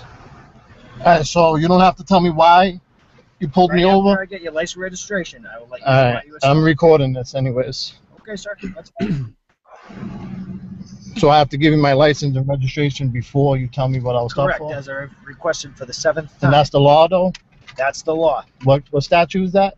What statute? Yeah. Sir, I'm not going to start naming off chapters and sections right now. It's the law that you provide registration will operate. I'm not going to tell you that what the law is. I'm just going to say it is the law. Registration. I like that he says, I'm not going to, instead of, I'm not able to. Right. What's your name and badge number, by the way? Sir, my name is Trooper Taylor Robidoux. My ID number is 3700. This is under that I don't want to until you tell me what I'm pulling over for. Okay. As I stated to you, as soon as I obtained your license registration, I'll tell you the reason you're getting pulled over, which is tinted windows. All right, sir? Do you know the percentage of your window tint? No, do you? I don't. They look extremely dark, though. Good answer. I like when people are interacting with police. Did you get the windows tinted, or came like this? You bought the car like this? When they answer a question with a question. By you acting the way that you're acting, how am I acting? I'm just asking you why you pulled me over. How's that acting? By questioning my authority for asking your questioning here. What authority do you have? Speaking of questioning authority. Sir, can you step out of the vehicle for me? Can you step out of the vehicle for me? For what reason? Step out of the vehicle, sir. Now it's an For order. what reason? I'm going to ask you one more time to step out. He's not asking, it's an order. No, it's just for both of our accountability. Can I ask you what the reason is why I have to step out of the vehicle? You told me I was pulled over with tinted windows. Because of your behavior, sir. Okay. I didn't refuse. He has my license and registration. After he asked you about 10 times. Step out of the All I vehicle, asked sir. was why I was being pulled over. One more time. No, I'm all right. It's my law. It's my right not to have to step out of the vehicle if I'm pulled. That's what he thinks. We'll come back and we'll return to this video. He gets out of that cop car. I'll just spoiler alert. But what he says is important because the cops, yeah, they can cuff you for a little while, but then they got to let you go. And that video is going to last forever. It's going to continue to leave an impression on the hearts and minds of viewers all over the world. Let's question authority together. This is Peace News Now. We'll return after this. On Free Talk Live, we're bringing people to the ideas of liberty. Cool video, right? I love that guy. I love videos like this, where the cops, you know, they've got their posturing, the hands on the hips, their hand might even be on the gun, and then they're totally thrown off when the person says, like, well, what law is that? You know, and they ask such basic questions. Well, what authority do you have? And they can't answer such basic questions. Right. Beautiful. It gets them all enraged. And I don't know. I don't know if it's achieving anything like activism-wise. I don't know how much. Who knows what the impact of these things are? But I think it's a. Well, they're undeniable now. Like if you think about all the people who are like have seen videos like this or something like this that would never have seen it before, because like before cell phone cameras and YouTube and Facebook, you know, it would have just been a story he told his friends and family, and they would have accused him of exaggerating or something, right? Yes, absolutely. Yeah, you know, you're right. So it is activism because they're filming. Because they're filming, it becomes activism. And the cop just ends up looking stupid. He reminds me of like an actor who's sort of doing the show must go on kind of a thing, even though like he's missed his cue and he doesn't know what his next line is, and so he kind of just panics. Yeah, why are you looking nervous? That seems to be a line that the cops come up with when they're feeling nervous. They're like I don't know what this guy. Why are you so nervous? And then they try to intimidate them, like, well, you gotta step out of the car. I like the Massachusetts cop. He opened up the guy's door. That's another important lesson for activists. If you're going to do some resistance in your vehicle, peaceful resistance, of course. Yeah, lock the door. I mean, what are you thinking? I made this mistake myself, and several people have messaged me having seen my video where Officer number 1 in Manchester, Harrington. I'll never forget. He opened my door during a traffic stop, and I was blown away. Like, how dare he treat my car as his property? Like, I'm amazed they're allowed to open the door. I mean, they're not allowed to open the door to a residence. Well, they own me. They own my car. They own my money.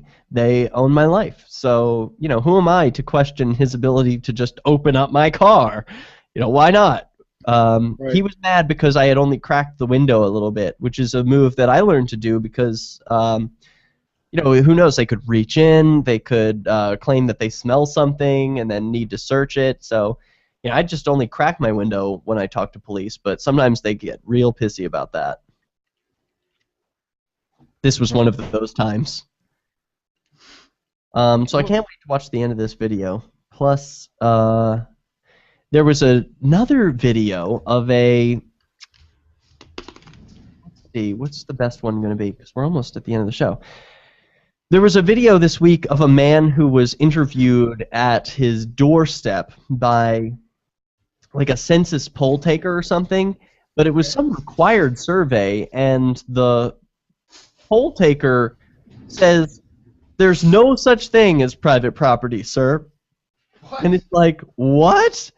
The guy is trying to kick him off his property. He's like, "Get off of my property. Like, leave. You're not welcome here." And the census taker's like sitting there with his clipboard and his laptop, like, "Oh, okay, yeah, all right. Okay, I'm gonna leave. Yeah, okay." Like, and he's just sitting there on his step, and he's not leaving. And like, what do you do with these people? If it were any other person, you would be able to like physically push them and remove them from your property. But because they're a bureaucrat, because they wear one of those badges, you just can't do that, or there's going to be a shitstorm coming your way. We're right back. .lrn.fm.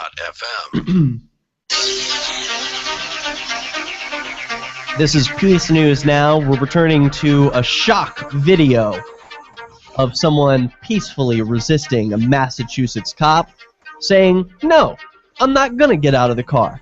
No, I'm not going to stop recording you. I'm going to keep recording you. This is a tool I use for accountability." It's peaceful resistance at its best. Let's continue with this video where a Massachusetts man is about to be pulled out of his car for questioning authority. Oh, darn. Now I made the... Oh, okay. Let's continue. Oh, why is it not playing my video? Okay, there we go.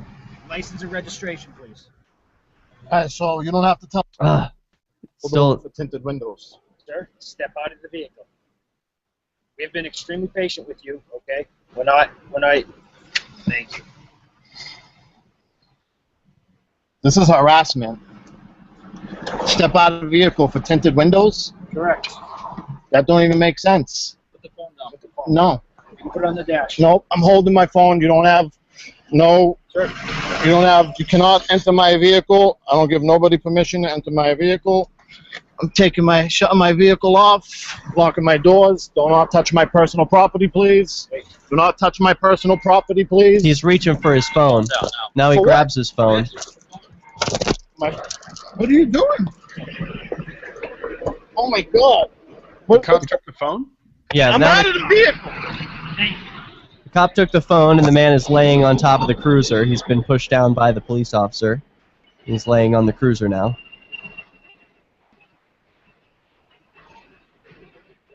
And it is so important to get video of this. I mean, for that man to say, "No, I'm going to keep recording," is the right thing to do. If you treat me with respect, I'll treat you with respect. I treated you with respect. I asked You you. treated me with zero respect. I asked you why you pulled me over. You told me I had to give you my license and registration first. I gave you my license and registration. You told me why I was being pulled over for tinted windows. I have the right to have my phone in my hand, my personal property. I didn't break any laws. Your phone is still recording. I didn't break any laws. I just want my ticket and I can go on my way. What's so hard about that? Well, you have to be punished, you see, for questioning authority. That's what's so hard about that. How am I acting? No, I just have my right that I can drive down the street get pulled over nervous? because I have you handcuffed me with gun on your hip. Two people. Are you handcuffed? Yeah, but you're slamming me around. That's why I'm not nervous. slamming you around. Yeah, you just did. That's why How I'm are you nervous. slammed around? I'm not slamming you around like you just saw on camera. Come on, bro. Look how you treating me. Did I commit any crime? Did I commit a crime? That's all I want to know. Did I give you authorization to search me for tinted windows? I don't want to have to see that. All right. Give me identification. The cop placed the handcuffed man in the back of a cruiser with the windows up and the AC off for an hour before releasing him. So that's the punishment that you get for questioning authority. I still think it's worth it. Davi, do you think it's worth it to endure the slings and arrows of outrageous fortune to deal with the police and peacefully resist them, or is this just too much to ask? No, I think this guy did a good thing, and I think he's no worse for wear. I mean, like, he doesn't sustain any serious injuries or anything, and I'm sure he got plenty of views on his YouTube channel, which maybe he can monetize, or maybe he can use it to leverage to sort of speak his mind about other issues, or who knows what else, you know? Like, if anything, this cop has now experienced a person who demands their rights and doesn't obey, so that cop will presumably not be such a stranger to the idea the next time it happens. Yeah, I would hope that the cop would learn that this is a behavior that lots of people are going to engage in, especially if he's going to be a tyrant. Now, this next video... Hello. Hey, Mr. Sanders? Nope, not Mr. Sanders. You're being recorded right now. Okay, that's great. Kelly Gregg, U.S. Department of Commerce. That's nice. Last great. GG. Mm-hmm. I'm coming back out because we have to make contact with an adult male of the household, 21, 14. I am an adult. I am a male. That is as much as you need to know. In Apple Valley. Yep, we are in Apple Valley.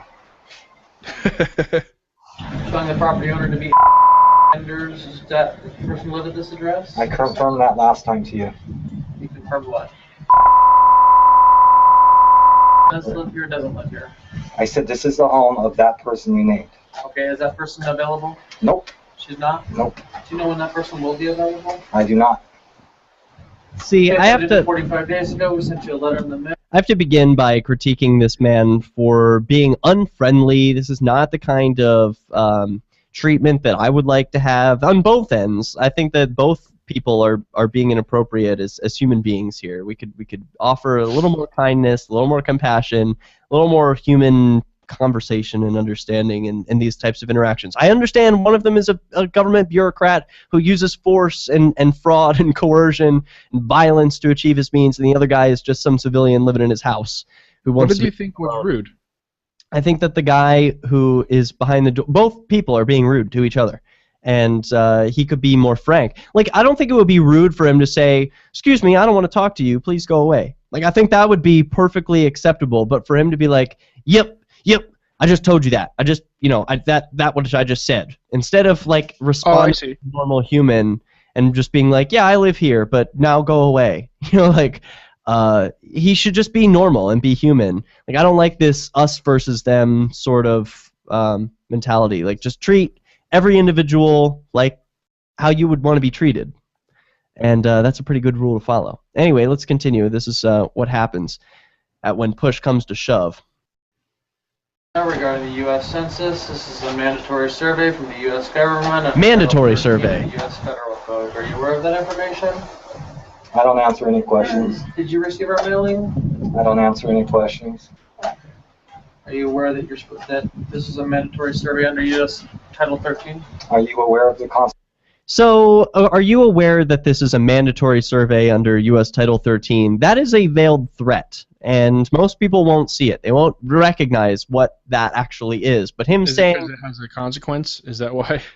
Yeah, that's a veiled threat. When you say that you have to comply, there's a mandatory thing that you have to comply with, and it's federal law, there's going to be some consequences if you don't follow that. So this man who's wearing his silly mustache and Mickey Mouse t-shirt while he's walking up doing a government bureaucrat job is threatening another human being who's a complete stranger to him. He has no authority to be on that land, to be making threats like that. I mean, this is just insane. So He sounds exactly like a bureaucrat. I think that's the interesting thing. It's like, are you aware that I'm here to mandatory and then survey? And do you understand?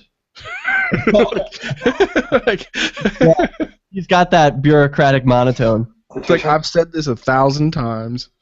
And the guy at the door is trying to talk to him about the Constitution, which is also pointless. They're totally talking past each other. Yes, sir. There is no law contrary to the Constitution. It's null and void. There's some questions that if you wouldn't like to answer, we can get through them. I don't have an issue with that, and I can use your name as John Doe if you'd like. Yep, I am John Doe. Awesome. But I'm not going to answer any questions. Does anybody else live here, John Doe? I don't answer any questions. He should tell this guy to beat it. Yeah, Jane lives here. You out would have been on the 6th.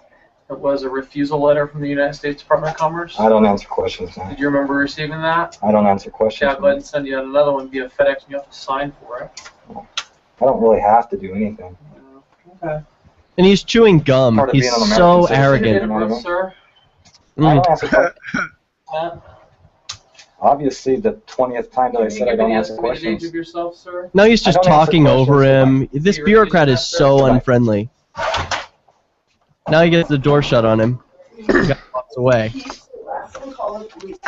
I will call the sheriff's department. Leave my property immediately. Leave my property immediately. Call the sheriff's department. Leave the property immediately. I am asking you to leave the property that I am in charge of right now. Leave the property. I'm obligated to be here. Get off my private property. I'm obligated to be Get off my property. Get off my property. Are you going to call the sheriff, sir? Get off my property. I don't need to answer any questions. Are you going to call the sheriff's department, sir? Please leave my property. They're going to let you know that you have to answer at least 5 of my questions. Really? They can let me know the Bill of Rights because they don't seem to know them, and neither do you. Okay, So get off my property. Are you going to contact the sheriff? Get off my property. I'm not answering any more When can I questions. contact Miss Sanders? Peace News Now will return after this. Mindthings.com is a fun online game. Oh man, this bureaucrat is insane. Isn't he crazy? I don't know what I would do if this guy was at my door. And I was trying to say, like, hey, you have to leave. Like, you have to get out of here. Like, like, I'm not threatening this, but in the Middle Ages, in castles, they used to have hot oil that they would at the top of the house, and they would like tar and feather him. Yeah, like they would pour it and be like, "All right, look, you got to get out of here, or this oil is coming down." You know, I'm obligated to be here and chew my gum, and the government's going to ask you 5 questions. They're so I don't know what to do about these bureaucrats. I want to get them out of my hair. I don't know. What is the right way to respond to a census worker? I've never dealt with one before. Ian Freeman has some interesting videos of when a census worker came to the LRN.FM studios, and he handled it nicely, I thought. He was polite, like what I'm recommending this guy at the door be. And, you know, treated him with respect and was friendly, said, hey, you know, yeah, I live here. No, I don't want to fill out that form. Yeah, I get what you're asking me to do, but no, I'm not going to do that, and I hope you have a nice day. And that was all, you know, I think that's the proper way to handle it. Typically, the person who's doing the census is just kind of shocked and surprised because they don't meet people who resist them often. But I think that they just sort of take it. Like, they don't know what to do, and they're not willing to get pushy. Like, look, sir, I really need to get this information about how many toilets you have. Like, they don't care. They don't have any personal incentives at stake. So they're just like, oh. You know what I think it is from Ian's perspective, the census worker is just an annoying person. But from this guy's perspective, the census worker is like a heretic of the state religion, right? Like he believes that the Constitution is this sort of miraculous document. And I don't know if you saw the living room, but he has this like shrine to the American flag. And so when the census worker shows up in his house, he feels like he's speaking Wait a minute, is that call you, or is that your call? Oh. Do you hear that, Dobby? I heard it for a second. Was that? It's not on my end. Hey, Nathan, are you connected with us? Nathan was trying to call in. Oh, okay. Sorry about that. Here, let me try and reconnect with him. But do you see what I mean? Like, Nathan, are you reconnected with us? I think so. You can hear me? Sounds like Nathan. How's it going, Nathan? Pretty good. How's it going, Davi? I'm good. Are we on break? Yes, we are on a break at the moment. You weren't talking like like it was the actual show. Let me think. I really love that comment you made, Davi, about how the guy had the uniform on to be intimidating, and then thinks that because you're looking nervous, you must be guilty of something. Right. Yeah, that was silly. Is that what you wanted to talk about, Nathan? I also wanted to compliment you real quick on a video I saw. I think it was with Objectivist Girl or something. You had a really great comment about, no, I'm not going to be part of your society. I'm going to be part of my own. Do you remember them making that comment? Yeah. Was that the video with Objectivist Girl? I've made that comment several times. I believe I may have made that with Objectivist Girl as well. Oh, okay. I just wanted to say I really love that. It's one of your better lines, I thought. Oh, yeah. Great. Cool. Thank you. But we've signed documents to this effect. Yeah, I mean, it's all Davi. Hey, we're coming back, Nathan. Hold that thought. Favorite shows via their websites and become an amplifier at amp.lrn.fm. It's all Davi's doing. That's amp.lrn.fm.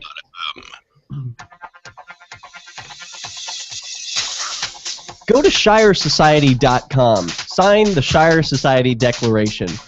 Davi Barker has some for sale at ShinyBadges.com. This is Peace News Now. We're in the final segments of the show. You can make your calls if you make them quickly. 443-424-8347 spells out Hi-Fi Civ Dis, or Skype into the show at Peace News Now, like Nathan is doing from Texas. Nathan, you're on Peace News Now. Hey, Derek. Hey, Davi. How's it going? These videos you've been sharing, they seem to be real popular lately. I've seen a couple of them on Free Talk Live. What videos? Just checkpoint type videos. I guess checkpoints are not the same as these stop and ask for ID though. So I guess they're technically different. You know, all of these videos are getting more popular lately, and that's a really good sign. It used to be Dave Ridley, a popular videographer in New Hampshire, said that when he started his YouTube career, he could include the words Ron Paul in almost any title to get hits. But nowadays, it seems that people are less interested in Ron Paul and more interested in cops. So he throws in the words cops or police, and people are seeking out those videos more than anything else. Do you think that's what people are more interested in, Nathan? Maybe. It just seems like like whenever I hear about these stories, people mostly they're not interested in police encounters. I think it might have been Davi who was complaining about people looking at Facebook posts and ignoring the ones that were about cops misbehaving and only clicking on the one that was about a corporation misbehaving. Yeah, it was my day of bad apples, where it was like 20 stories about bad cops and then one story about Apple the corporation, and everybody wanted to comment and share the story about Apple. So what do you think about all these videos, Nathan? Have you ever taken an activist video where you're interacting with a government bureaucrat? I've seen a couple of them, and I myself in the past, I've been in situations like that, and I just showed my ID or whatever, and just went on my way, because I guess initially it was because it's just that's sort of what you do. But now, I think it's the most recent time I did that. Someone wanted to come into my house, and it was kind of like that video where the guy was saying, "We want to check on so and so. That person lives at this, or we have word that that person is here. We want to do blah blah blah or whatever." Whoa. And I guess in that situation, I was more afraid of, this guy is armed and I don't know what he's going to do, and that's why I let him in to do that. Whoa, you let some armed stranger into your house to search your house for unknown reasons? Well, he didn't actually search the house, or he actually did what he said he was going to do. But Which the was thing what, is, maybe exactly? he wouldn't have. Maybe he would have searched the house like you're saying. So Yeah, I mean, now I'm not sure what I would do. You know the old joke, like, where does a 1,000-pound gorilla sit? Anywhere he wants. That's pretty much the idea with cops, is they come to your door with a gun and they say, "I'm going to search you now."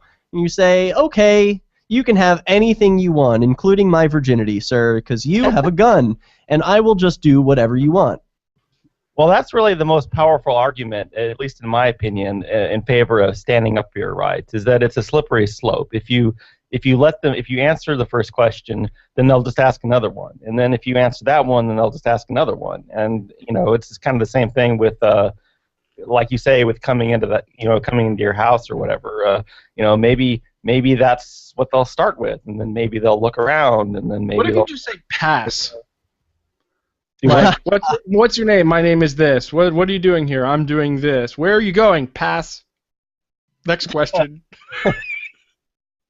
Yeah, I think you get 3 passes. Seems like you have to stand up for your rights at some point. Like there's some, because if you don't, then they'll just kind of keep going and trampling over them. You know what it is about standing up for your rights, Nathan? I'm glad you brought this up. One of the things that really inspires me is a video that's online. You can search it out. It's got several different titles because so many people have mirrored it, but it's a video presentation by Michael Badnarik, and he's talking about the point at which a person must stand for his own rights. And the crux of his conclusion was, you stand up whether anyone else does or not. That's what it's about. You don't wait for someone else to stand up for your freedom and then follow them. You have to take it for yourself. And that was so inspiring. It's something to remember at every police encounter, that you are the one with the power in that moment. You're the rebel you've been waiting for. Yeah, exactly. Exactly. I know it sounds so cheesy. Like, I almost stopped myself when I was saying that, but it's like, it's true. It's really true. You have to be your own hero in this age. There are not enough people who are going to stand up. So I encourage you to stand up, Nathan, and I appreciate your call. Any other thoughts that you want to share with us? No, just that I think one of the things that I would advise anyone who's planning on being prepared for this kind of thing is to at least have a cursory familiarity with the laws in that state. Because this is just my opinion. I think probably Ian on Free Talk Live doesn't share this opinion, but my view is you have a kind of you're in a better situation if you can quote 1 or 2 laws. Just throw 1 or 2 of them at him and say, well, A, B, and C says you can't do that, so I don't have to do that. Because then it's kind of like a verbal jujitsu where you're using their own rules against them. And it also makes it harder for people to look at you and say, oh, well, this person's just being a troublemaker. Yeah, there's a way, like, I don't know, there are so many ways to win at chess, right? But some ways I might not want to win. Like if I see an obvious move that someone maybe made a mistake, like I don't want to win that way. And when I think about quoting laws to win an argument with a cop, I think about it as the same situation. Like I don't want to win that way. I want to make the arguments about morality, not about laws. And I want them to reach into their hearts to make a decision, not reach into their fearful minds. You know what I mean by that? I guess I see what you're saying. You kind of want to connect with them on a personal level and say, this is, what you're doing is wrong, whether it's a legal thing or not. Yeah, because if I make the argument that they should stop doing what they're doing based on laws, well then I'm continuing the line of thinking that says, well, like, you should just follow the laws. Whatever the law says are good. But instead, I want them to short-circuit that type of thinking and instead reach into their hearts and their conscience and say, is this right? Am I doing the right thing in this moment? Instead of saying, am I doing what the law says? This is kind of like the difference between tax protesting and the show me the law crowd. Like the folks that think that there is no legitimate constitutional income tax because there was no amendment to the Constitution to impose an income tax, and so they're like, show me the law. And then there's other people who are like, no, I don't want to pay income taxes because I don't want to fund what it's going toward, right? Like it's a different strategy. Yeah, so 2 totally different arguments. So I want to share the rest of this video. We only have a couple of minutes left. Any other thoughts, Nathan? No, that's all. It's been a great show, and have a great day, guys. Cool, man. Happy Father's Day, and hope it's going well for you out there. Peace. Peace. Cool. So let's finish up this video with this census worker. It's starting to get really heated, and he's not a census worker. He says he works for the Department of Commerce, and so he's obligated to be there. Those are his words. Let's see how this ends up. That might still be a census worker. Answering any more questions? Yeah. Okay. You're on private property. You're not welcome here. Okay. Well, I'm obligated to be here under the U.S. Federal Code. Yeah, you're obligated by whatever rule you think dominates you. Well, I don't know why you want to be all hostile. If you're hostile, I can call the sheriff's department. We can I'm not being hostile. You're being hostile, sir. No, I'm not. Actually, the camera, that right there is fine, and I have camera documenting that I'm not being hostile. I'm telling you to get off my property. I have not used any curse words at you. You're being hostile toward me. No, I'm not, and this video proves it. Are you Hispanic, Latino, or Spanish origin? I'm not answering any questions. You can continue on with that. That's fine. I can clear the interview out if you keep telling me that you're going to refuse. Okay, you can clear the interview out by stopping this conversation and leaving the property. I have to do You have to leave the property. You don't own it. You have to leave the property. I'm obligated to be. You're on private property. Leave the property right now. I'm a U.S. federal employee, and I'm Yes, and you do not have the right to come onto my property, especially after. Please leave the property. Please leave the property. Please leave the property. Are you refusing that question, sir? I'm refusing all questions. I am invoking all my rights as of this moment. Please leave the property right now. Give me just a minute. Let me update my information. No minute. I'm requesting you leave the property right now. You're not the authority on this land here. This is owned and bought and paid for. I am obligated to be here under U.S. Federal Code. Yeah, the U.S. Federal Code does not over or outweigh the Constitution. Leave my property. Okay, sir. I'll do that. Oh, what a slimy bureaucrat. Tell me, though, when I can get a hold of somebody that will answer these questions. Right? I'm just not answering any questions, man. Check it out. He's got a "Don't Tread on Me" flag on his door. That's right. It's the whole point of private property. This is where he says it. Private property. There's nothing private, sir. Yeah. There's nothing private, sir. Well, that has to do it for this episode of Peace News Now. Davi Barker of ShinyBadges.com. Catch him on the Freedom Feens. We didn't get to talk about that, but Freedom Feens is undergoing a little heat, called out for the Las Vegas shooters. You'll have to read about that in our show notes and at PeaceNewsNow.com. Woo! That was fun.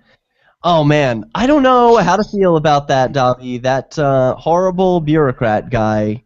I don't know what I would do if I was in a situation like that. I mean, I wouldn't be as angry as that other guy was. I don't agree that he was being hostile. I think that the man making the threats was being hostile. The man who threatened to call the sheriff's department, you know what that means. So, and he's showing his badge, and he's chewing his gum, and he's coming up and asking questions. I mean, where do these people get... For me, it was the smug, yeah, okay. Like, he said it a couple of times, where he said something like, I don't have to do anything, or I don't have to answer any of your questions, or whatever, and you just sort of went, okay. Like he knows, like he's just being smug about it. I don't know. You know what I would do, and I think this is totally within the law and within my rights and within morality.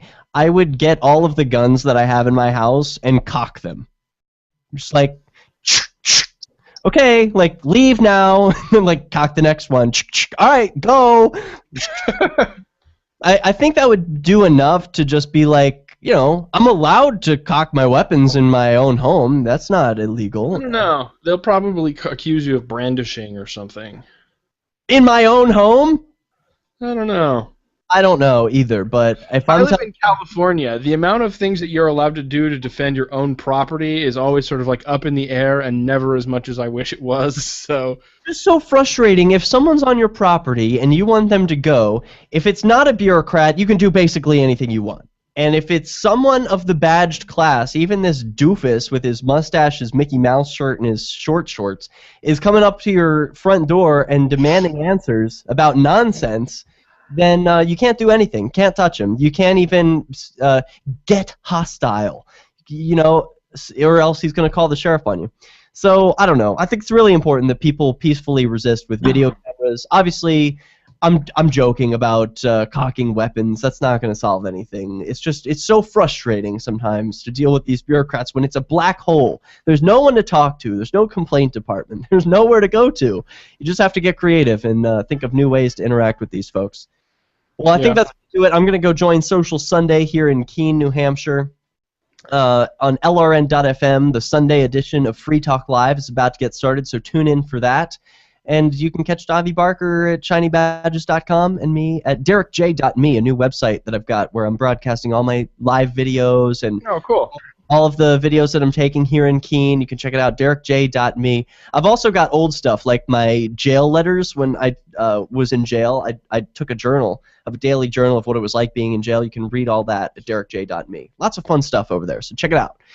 Peace, everyone. See you later, Davi. Peace.